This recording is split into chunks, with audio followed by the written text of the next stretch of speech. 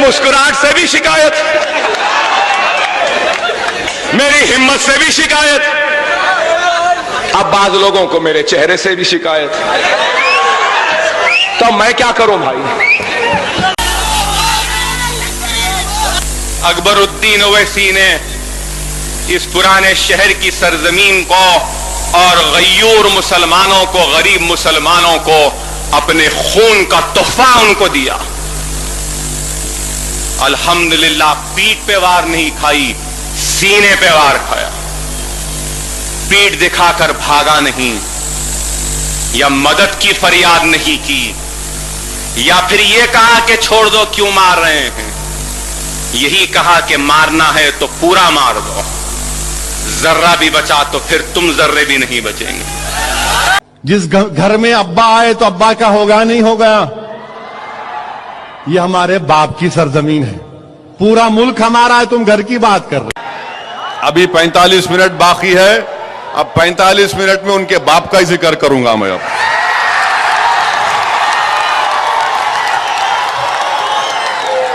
और उनके बाप से आप समझ रहे थे कि खाली आप ही दाढ़ी वाले हैं, हम भी हैं। हाँ, हम टॉनिक वॉनिक नहीं, ओनली डिकाशन मारते हम। मोटी टॉनिक मास्टर है। तुम कैसा रोकते मेरे को? तुम कैसा रोकते मेरे को? हम नहीं आना कहते, फिर कौन आना? दूल्हे भाई आना तुम्हारा। मियाँ भाई वहाँ खड़े होते हैं जहाँ मैटर बड़े होते हैं। डीजे तो सब बजाते हैं, हम बजाते हैं थोड़ा हटके, जो लगते हैं सभी के। चाय वाले,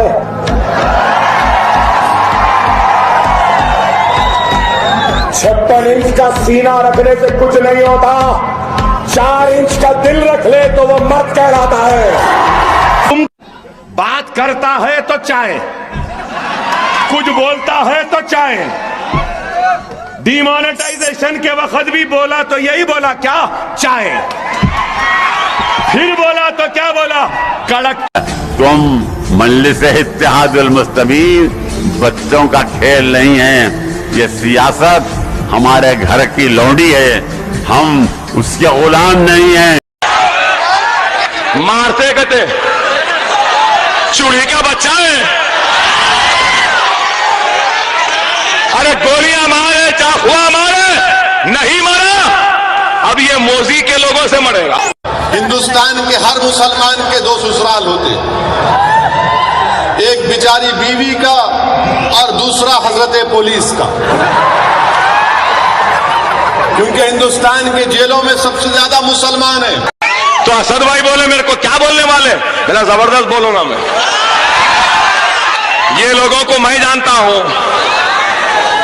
आप बहुत ज्यादा पढ़े लिखे हैं, मैं उतना पढ़ा लिखा नहीं हूं, इनका मैं हैंडल कर ले सकता हूं। पहले जलील करते मुझे ये कहकर कि ये हिंदू मुसलमान में भड़काऊ भाषण नहीं, मैं किसी हिंदू का खिलाफ था, ना कभी रहूंगा, खुदा ना खास्ता। मेरा मकसद किसी मजहब के खिलाफ नहीं है। पूरे हिंदुस्तान का हीरो मैं, उधर देखो, कहां देख रहे हो? उधर दे, छोड़ो उसको, मैं जाके बैठ जाऊंगा फिर। अब हाथ नीचे रखो जी। क्या कांग्रेस का है? मंजलिस का फंक्शन है, हाथ देने का टाइम अगर हाथ नीचे रखो। क्या कर सकते हैं हम लोग? थोड़ा सा कभी कभी झुक के भी बात कर लिया कीजिए। नहीं सर, झुकना मुझसे नहीं होता सर, झुकना नहीं होता। मैं सिर्फ अल्लाह के आगे झुकने वाला हूं। और अगर आप मेरा दिल जीत लेंगे, अगर इसका हरगिज मतलब ये नहीं है कि एक कल्ले पे मारे तो मैं दूसरा कल्ला दूंगा, यहां मार लो, नहीं। आप हाथ उठाएंगे, उंगली तोड़ दूंगा मैं।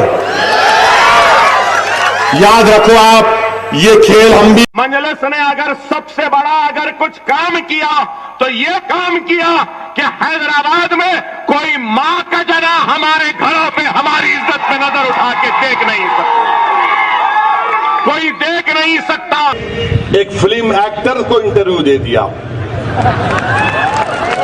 टीवी पर जितने उनके एंकर थे, वो टीवी के एंकर वाले क्योंकि अच्छी एक्टिंग नहीं कर रहे थे, तो मोदी ने उनसे कहा कि तुम एक्टिंग सही नहीं कर रहे, मैं सही एक्टर को लेकर आऊंगा। और सही एक्टर को लाए, और लाकर वो एक्टर मोदी से क्या सवाल करता है, आप आम कैसा खाते हैं, काट के खाते हैं, चूस के खाते हैं? ये कोई सवाल है? अरे दीवाने, तेरे को आम खाना नहीं आता तो पूछ रहा है काट के खाते, चूस के खाते? अरे आम मिला तो खाना पड़ता है उसको। ये बोल रहे आप काट के खाते या चूस के खाते? इसको अब नमो टीवी का एंकर बना दो इस। अब आप देखेंगे अब बकरीद आने वाली है, अचानक हैदराबाद की जो रोडें हैं वहां पर गौरक्षक पैदा हो जाते। अरे जो करो, साल के 11 महीने तुम्हारे को याद नहीं आई अम्मा की मोहब्बत? हो गया। याद रखो, मेरे सब्र का इम्तिहान मत लो। तुम लोगों को वास्ता पड़ा होगा दीवानों से, मगर मैं इन दीवानों का बाप हूं, याद रखो। जिस घर में अब्बा आए तो अब्बा का होगा नहीं होगा। ये हमारे बाप की सरजमीन है, पूरा मुल्क हमारा है, तुम घर की बात कर। क्या कर सकते हैं हम लोग? थोड़ा सा कभी कभी झुक के भी बात कर लिया कीजिए। नहीं सर, झुकना मुझसे नहीं होता सर, झुकना नहीं होता। मैं सिर्फ अल्लाह के आगे झुकने वाला हूं, और अगर आप मेरा दिल जीत लेंगे। जो न्यूज पढ़ते हैं उनके लिए तो अकबर ओवैसी का एक नया नाम दिया है उन्होंने। हाँ, क्या नाम दिए? सालार कहते थे कि हर शाख पे उल्लू बैठा है, अंजाम गुलिस्तां क्या होगा। यही है आज हिंदुस्तान फेंकू और पप्पू के बीच में फंसा। तो असद भाई बोले मेरे को क्या बोलने वाले, मेरा जबरदस्त बोलूंगा मैं। ये लोगों को मैं जानता हूं, आप बहुत ज्यादा पढ़े लिखे हैं, मैं उतना पढ़ा लिखा नहीं हूं, इनका मैं हैंडल कर ले सकता हूं। मैं एक ही बात बचाना चाहता हूं, असदुद्दीन ओवैसी 25 लाख में नहीं 25 करोड़ में भी बिकने वाले नहीं है। ये दुनिया के सामने है, इतने गंदे कोशिश करना। यही तो प्रॉब्लम आप पे है कि नरेंद्र मोदी को बोलना, आरएसएस को बोलना आपके दिल के अंदर तकलीफ पहुंचाता है। मैं पहुंचाऊंगा तकलीफ आपको, मुतमईन रहिए आप मुतमईन रहिए। कोई नहीं जाएगा हैदराबाद से। हिंदुस्तान की अगर कोई शान और पहचान है तो हैदराबाद है। जिस घर में अब्बा आए तो अब्बा का होगा नहीं होगा।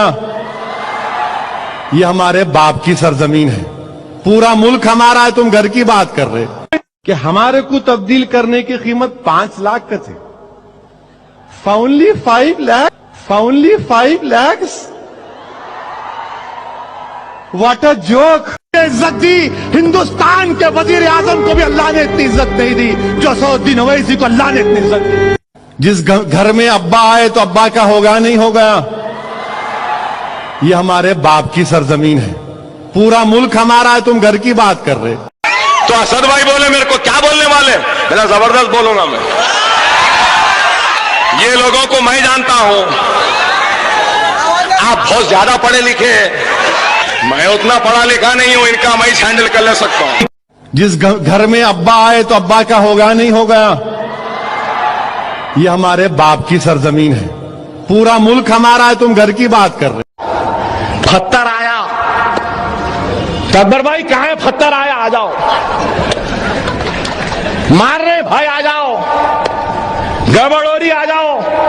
अरे बाबा मैं तो आऊंगा, मेरे आने से पहले जरा चाह रहे तो मैं जबान से मुकाबला करने तैयार हूं, और अगर तुम उससे हट के मुकाबला करना चाह रहे तो मेरी तारीख गवाह है 1400 साल की, और खुदा की कसम मैं मुवत्ता और जंगे बदर और ओहद के शोहदाओं को शर्मिंदा नहीं करूंगा। अगर तुम जिस तरह मुकाबला करना चाहो मैं तैयार हूं। तुम जमहूरी अंदाज में आना चाह रहे, वेलकम। उससे हटके तुम आना चाह रहे, मोस्ट वेलकम। तो सुनिए मेरी बात को आप।